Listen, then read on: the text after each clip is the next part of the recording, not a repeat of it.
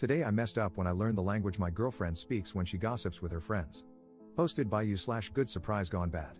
My 25M girlfriend, 22F, is South African, and her native language is Afrikaans. I've been secretly learning Afrikaans without her knowing. I enrolled in online courses, which I've been using on and off for over a year. My plan was to surprise her and her family with my American Afrikaans when I meet her parents in person for the first time later this year. I never intended to eavesdrop, but learning Afrikaans in secret unintentionally exposed me to sensitive information that my girlfriend shared on the phone with her Afrikaans-speaking friends from South Africa. It was gossip I wasn't supposed to understand, but over time, I did. Here's what I've overheard in the past few months. My girlfriend is planning to surprise me on my birthday by reuniting with her high school metal band and putting on a show for me. She wants to tattoo the names of literally all the Harry Potter spells on her back but doesn't know how to tell me because she's afraid I'll talk her out of it.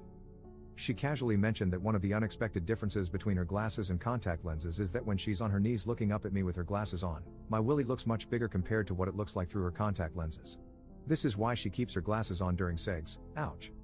She's convinced that my parents are swingers because, apparently, there are always attractive couples hanging out at my mom and dad's house whenever we visit. She secretly finished the entire series of Better Call Saul without me, even though we agreed to finish it together, so now she's pretending she has no idea how the show ends. She's thinking about canceling the high school metal band reunion for my birthday because she's no longer sure if it's appropriate to team up with two of her exes, who are original members of the band. She expects her dad not to like me. Honestly, I would have preferred not knowing most of this, but there's no way to unlearn Afrikaans. Now I'm cursed with knowing too much while having to pretend I know nothing. Update 4 months later. The following happened since my original post. 1. I asked my girlfriend to marry me in Afrikaans, and she said, ja. 2. I delivered my "I want to spend the rest of my life with you" speech in Afrikaans, which surprised and impressed my girlfriend, now my fiancée. 3. As soon as my girlfriend became my fiancée, I casually mentioned that I had secretly been learning her native language and had unintentionally been eavesdropping on several phone conversations she had with her Afrikaans-speaking friends about things I wasn't supposed to understand. 4. My fiancée was embarrassed when she realized how much Afrikaans I was able to understand and apologized if she had made me feel uncomfortable. 5. I accepted her apology, even though it was unnecessary, well, except for finishing Better Call Saul behind my back. That was playing with fire in our relationship, almost unforgivable. 6. My fiancée got one of the Harry Potter spells on her back, Erecto Patronum. I'm kidding, I stole that from another story. My fiancée is still considering getting her back tattooed. I told her it was her choice, but I advised her to avoid covering her entire back with Harry Potter spells like she's some kind of Death Eater Michael Scofield. 7. My fiancée might be right about her dad not liking me because his expression of disappointment and dread when he heard the news of our engagement was priceless. That said, I'll win him over, though, even if it kills him. Jokes. 8. My fiancée fully believes my parents are swingers based on the different couples she's occasionally observed coming and going whenever we visited my mom and dad. She wants us to investigate because, for some reason, it's fun for her to imagine me being the son of parents whose sex life is far kinkier than mine. I'm not interested in opening that door because I don't want to know what goes on in my mom and dad's bedroom. However, something tells me my fiancée will not rest until she has all the answers. 9. I made it clear to my fiancée that I had no problem with her reuniting with her high school band to perform at my birthday, unless it was uncomfortable for her that her exes were part of the band. My fiancée ultimately decided to cancel the band because of behind-the-scenes drama.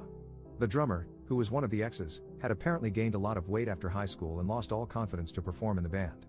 The lead guitarist, the other ex, was only willing to participate if my fiancé agreed to play covers of gospel songs since he was now saved and no longer interested in playing the devil's music. The bass guitarist wanted money. 10. My fiancé still wears her glasses during sex. Second update 17 months later. Last time I was here, I shared an update related to my original post, but I deleted that update because I was excited to tell the internet, aka all of you, that my girlfriend and I got engaged. However, since then, not only have we gotten unengaged, but we've actually broken up. In my original post, my ex-girlfriend, who was still my girlfriend back then, had a wild theory that my mom and dad were swingers just because they always had people at their house. I never believed it, but I thought it was hilarious that someone thought my parents were that interesting. Not gonna lie, I struggled to move on after the relationship ended. My apartment had too many memories of my ex, so I called my parents to ask if I could stay with them for a bit to clear my head. They said yes. My dad even offered to pick me up, which I accepted. What should have been a 10-minute drive unexpectedly turned into a 45-minute one because my dad decided to take the long route back to their house. When he was done making dad jokes to help me get over my breakup, he started doing that weird dad thing where he's trying to bring up an awkward topic but finds it too uncomfortable to just spit it out. Instead, he ends up saying a bunch of words only he understands. I had to interrupt him and basically beg him to make sense. That's when my dad said that since it was unclear how long I was planning to stay, he felt compelled to prepare me for what I might see at the house. If my ex had been there at that moment, she would have punched me on the shoulder and said, "I freaking told you," because my dad went on to confirm her swinger theory. This meant it was no longer a theory but the truth, or as I like to call it, trauma. By the time we finally made it to the house, my dad had made sure I knew everything I needed to know. I even made a list based on what I learned from him. 1. Both my parents were swingers when they met. 2. Swinging was not something they wanted to do while raising kids, so it was off limits when they became parents. 3. To see if they still got it, my parents returned to swinging once they had the house to themselves again. Spoiler alert, they still got it. 4. Hosting swinger parties became something they did frequently, usually with themes. 5. My parents were planning to host another swinger party soon, but my mom was considering canceling it so I could stay for as long as I wanted. 6. If they canceled, it would be the first swinger party they called off since COVID. 7. The theme for the upcoming party was prom night. I never expected my dad to go so hard in the too much information category, but once he crossed that line, he let it all out. I stayed with my parents for a total of 2 days before it became abundantly clear that while knowledge might be power for some people, for me, knowledge was punishment. My mom, who had no idea I low-key knew she was swinger mom, tried to convince me to stay longer, and she almost succeeded, but I was done with my dad using our father-son bonding time to play guess which one of our neighbors are also swingers. I used an Uber to get back to my apartment. No more dad rides. I've never been so happy to return to a place haunted by my failed relationship. Up on why the relationship ended. My ex and I broke up because of a tattoo. Her friend passed away, which prompted her to get his name tattooed on the back of her neck. The friend was someone my ex had slept with before she met me. I made it clear to her, prior to the tattoo, that I understood it was her body and she could do whatever she wanted. However, as someone who was prepared to be with her forever, it would be uncomfortable for me to see another guy's name on her body for the rest of our lives, especially the name of a deceased man she had casual sex with. My ex got the tattoo anyway. The tattoo was small and barely visible, that was her defense. But I knew it was there, and that was enough.